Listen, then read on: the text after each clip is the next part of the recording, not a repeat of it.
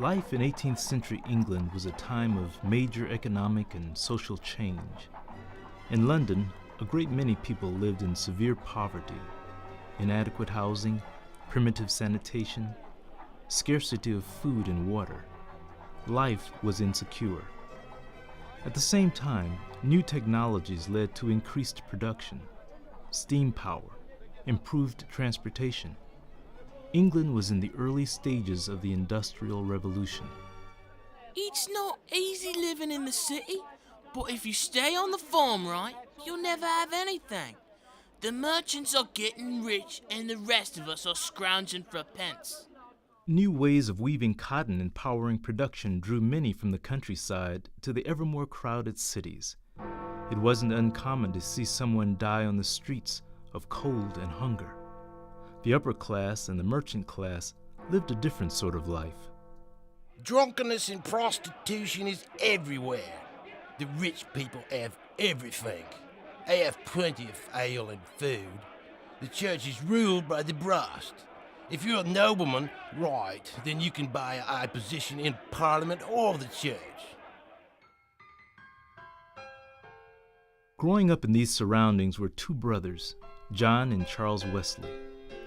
They were sons of an Anglican priest, Samuel, and a devoted and disciplined mother, Susanna. Their mother bore 19 children, but only 10 survived. She insisted that all, both boys and girls, could read and write in order to better serve the Lord.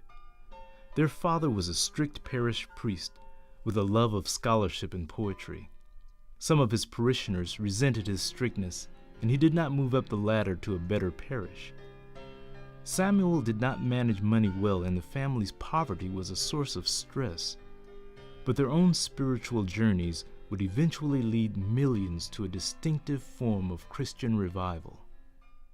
My Jackie has a keen mind and good looks. His younger brother Charles is more tender and sensitive.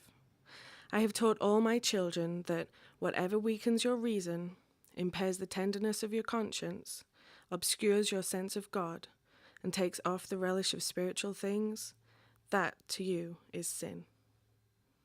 Susanna Wesley. Susanna's influence on John was particularly strong. Having been rescued from a fire when he was 6, she and Samuel felt God spared him and had a special purpose for his life.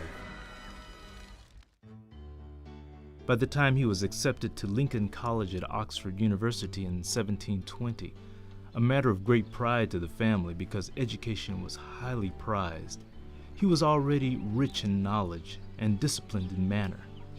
Though he was careful never to waste time, his friends thought him witty and cheerful. Both John and Charles are ordained as Anglican clergy, but my friends still have a sense of spiritual uncertainty. Charles has gathered a few of us at Oxford to discuss, pray, study the Bible, and engage in social work. Because John is such a natural organizer and leader, Charles has asked him to lead us in our spiritual journey. The journey was as much for the Wesleys as for the others in the small group. Other students at Oxford thought them odd because of their methodical schedule of prayer, fasting, and discussion. Many times I hear classmates deride us with names like the Holy Club, Bible Moths, and Methodists. But if that is all we endure, then I am blessed to be among those who reach out for answers. The members of the group desired to serve the needy.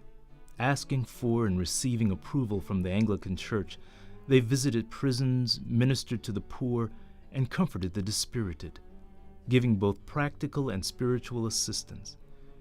When John and Charles were asked to sail to the American colonies in 1736, they saw it as an opportunity to grow in their own faith through ministry to the colonists and evangelism to the American Indians. They have such high hopes for themselves and the colony called Georgia. Coming from a strong spiritual family, Jack and Charles are in need of putting their tutelage into practice. It was not a good fit. John's methodical manner didn't sit well with the unconstrained ways of the colonists. It was a time when Benjamin Franklin was focused on innovation, and young lads like Paul Revere and George Washington would soon grow to lead their people to independence. Charles was particularly unhappy, and quickly returned to England. But John stayed on for a year. He had a disastrous romance with Sophie Hopke and was literally run out of town. Dejected, he longed for assurance of his salvation. John and Charles have returned to an England that is mired in the profits of slavery. As merchants get rich from this filthy human trade, my friends are still reaching out to the disheartened, but have yet to find comfort in their own spiritual disposition.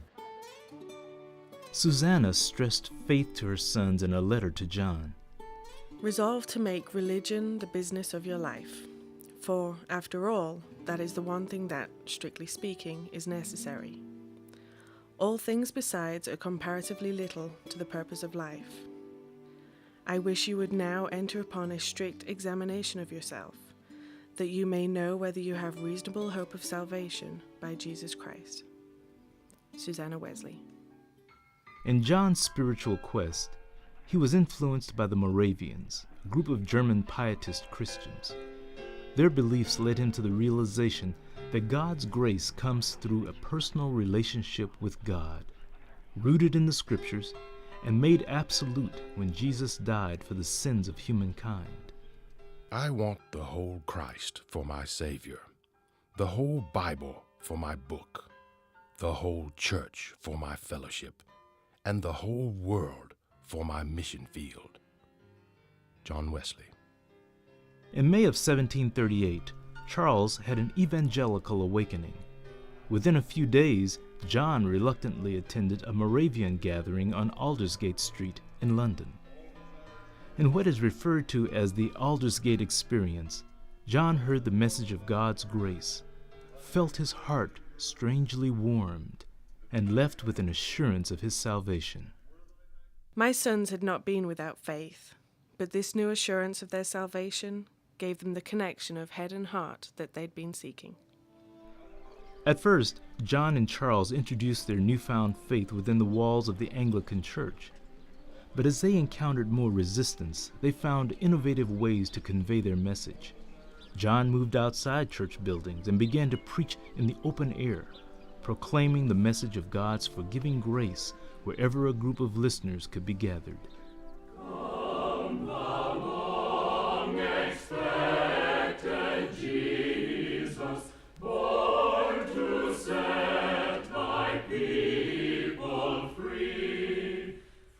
Though a talented orator, Charles turned his talents to music and began writing hymns, eventually thousands of them. Some say his music was composed from the tunes of popular pub songs, but scholars disagree on this matter. What is certain is that Charles poetically weaved clear and simple language into well-known English folk tunes that spoke powerfully to the people. John saddled up and traveled throughout the land, speaking to all who would listen, which quickly numbered in the thousands. Though he was an Anglican priest, some churches locked their doors to him, as evidenced in his journal entry. Sunday, a.m., May 5. Preached in St. Anne's. Was asked not to come back anymore. Sunday, p.m., May 5. Preached in St. John's. Dickens said, "Get out and stay out." Sunday, May 12. Preached in St. Jude's. Can't go back there either. Sunday, May 19th. Preached on street. Kicked off street. Sunday, May 26th. Preached in meadow. Chased out of meadow as bull was turned loose during service. John Wesley. He visited the prisons, the poor, and the sick. He printed his sermons and sold them for pennies. The fortune he amassed from his writings was quickly dispersed to those in need, and a wave of awakening rippled through the country. Some churches are refusing to administer any sacraments to Jack's followers. He's being forced to administer them himself. His gift of leadership and organization is beginning to pull these people into a system of smaller religious societies. John authorized lay preachers to preach in the colonies. These circuit riders covered thousands of miles in all kinds of conditions to minister to a spiritually hungry population. Methodism spread like wildfire in America because its theology and practice was ideally suited to the young nation as it expanded westward.